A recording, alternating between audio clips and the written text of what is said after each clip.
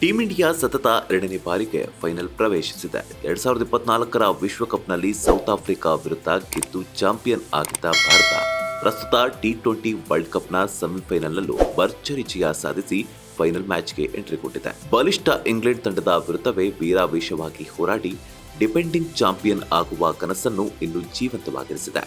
ಭಾರತದ ಆಟಕ್ಕೆ ವಿಶ್ವವೇ ತಲೆಬಾಗಿದೆ.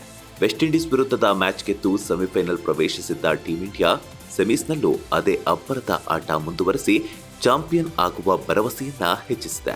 ವೆಸ್ಟ್ ಇಂಡೀಸ್ ವಿರುದ್ಧ ಸಿಡಿದೆದ್ದು ಹೀರೋ ಆಗಿದ್ದ ಓಪನರ್ ಸಂಜು ಸ್ಯಾಮ್ಸನ್ ಇಂಗ್ಲೆಂಡ್ ವಿರುದ್ಧದ ಮ್ಯಾಚ್ನಲ್ಲೂ ಅದೇ ಆಟ ಮುಂದುವರೆಸಿದ್ರು. ಆಂಗ್ಲರು ಯಾವುದೇ ಬೌಲರ್ ದಾಳಿ ಮಾಡಿದ್ರು ಕ್ಯಾರೆ ಅನ್ನದೇ ಸಿಕ್ಸರ್ಗಳ ಸುರಿಮಳೆ ಸುರಿಸಿ 89 ರನ್ಗಳನ್ನ ಚಚ್ಚಿದ್ರು. ಈ ಮೂಲಕ ಭಾರತ ಬರೋಬ್ಬರಿ 254 ರನ್ಗಳ ಬೃಹತ್ ಟಾರ್ಗೆಟ್ ನೀಡಲು ಸಹಕಾರಿಯಾಯಿತು. ಇನ್ನು ಶಿವಮ್ ದುಬೆ, ಇಶಾನ್ ಕಿಶನ್, ಹಾರ್ದಿಕ್ ಪಾಂಡ್ಯ, ತಿಲಕ್ ವರ್ಮಾ ಕೂಡ ಅದೇ ಶೈಲಿಯಲ್ಲಿ ಬ್ಯಾಟಿಂಗ್ ಮಾಡಿ ರನ್ಗಳ ವೇಗವನ್ನ ಮತ್ತಷ್ಟು ಹೆಚ್ಚಿಸಿದ್ರು. ಹೀಗಾಗಿ ಇಂಗ್ಲೆಂಡ್ ಬೌಲರ್ಗಳು ರನ್ ನಿಯಂತ್ರಿಸಲು ಪರದಾಡುವಂತಾಯಿತು.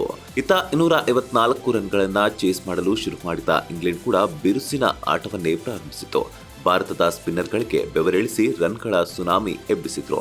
ಅಭಿಮಾನಿಗಳಿಗಂತೂ ಸೋಲಿನ ಭಯ ಹುಟ್ಟಿಸಿದ್ರು. ಟೀಂ ಇಂಡಿಯಾದ ಕತೆ ಮುಗೀತು ಅಂತ ಎಲ್ಲರೂ ಆತಂಕಕ್ಕೊಳಗಾಗಿದ್ರು. ಆದರೆ ಬೆತಲ್ ಬಿಟ್ರೆ ಯಾವುದೇ ಬ್ಯಾಟ್ಸ್ಮನ್ಗಳು ತುಂಬಾ ಹೊತ್ತು ನೆಲಕಚ್ಚಿ ನಿಲ್ಲಲು ಭಾರತದ ಬೌಲರ್ಗಳು ಅವಕಾಶ ನೀಡಲಿಲ್ಲ. ಅಂತಿಮವಾಗಿ ಅಬ್ಬರದ ಬ್ಯಾಟಿಂಗ್ ಪ್ರದರ್ಶಿಸಿದ ಬೆತಲ್ ಸೆಂಚುರಿ ಸಿಡಿಸಿ ಇಂಗ್ಲೆಂಡ್ಗೆ ಗೆಲುವಿನ ಭರವಸೆ ಹುಟ್ಟಿಸಿದ್ರು. ಕೊನೆ ಓವರ್ನಲ್ಲಿ ಕ್ರೀಸ್ಗೆ ಬಂದ ಚೋಪ್ರಾ ಆರ್ಚರ್ 3 ಸಿಕ್ಸರ್ ಬಾರಿಸಿದ್ರು. ಆದರೂ ಇಂಗ್ಲೆಂಡ್ ಅನ್ನ ಫೈನಲ್ಗೆ ಕೊಂಡೊಯ್ಯಲು ಸಾಧ್ಯವಾಗಲಿಲ್ಲ. ಟಫ್ ಫೈಟ್ ನಡುವೆ ಭಾರತ 7 ರನ್ ಅಂತರದಲ್ಲಿ ಗೆದ್ದು ಬೀಗಿದೆ. ರಣರೋಚಕ ಕಾಳಗದಲ್ಲಿ ಮೇಲುಕೈ ಸಾಧಿಸಿ ಫೈನಲ್ ಪ್ರವೇಶಿಸಿದೆ. ಮಾರ್ಚ್ 8ರಂದು ನಡೆಯಲಿರುವ ಫೈನಲ್ ಪಂದ್ಯದಲ್ಲಿ ನ್ಯೂಜಿಲೆಂಡ್ ವಿರುದ್ಧ ಚಾಂಪಿಯನ್ ಪಟ್ಟಕ್ಕಾಗಿ ಕಾದಾಟ ನಡೆಸಲಿದೆ. Bureau report, boss TV Kannada. Latest ಹಾಗೂ ಇಂಟ್ರೆಸ್ಟಿಂಗ್ ಸುದ್ದಿಗಳಿಗಾಗಿ ಬಾಸ್ ಟಿವಿ ಕನ್ನಡ ಚಾನೆಲ್ನ ಸಬ್ಸ್ಕ್ರೈಬ್ ಮಾಡಿ. ಹಾಗೆಯೇ ಬೆಲ್ ಐಕಾನ್ ಪ್ರೆಸ್ ಮಾಡಿ. ಇದರ ಜೊತೆಗೆ ಫೇಸ್ಬುಕ್, ಇನ್ಸ್ಟಾಗ್ರಾಮ್, ಎಕ್ಸ್ನಲ್ಲೂ ಮಿಸ್ ಮಾಡದೆ ಫಾಲೋ ಮಾಡಿ.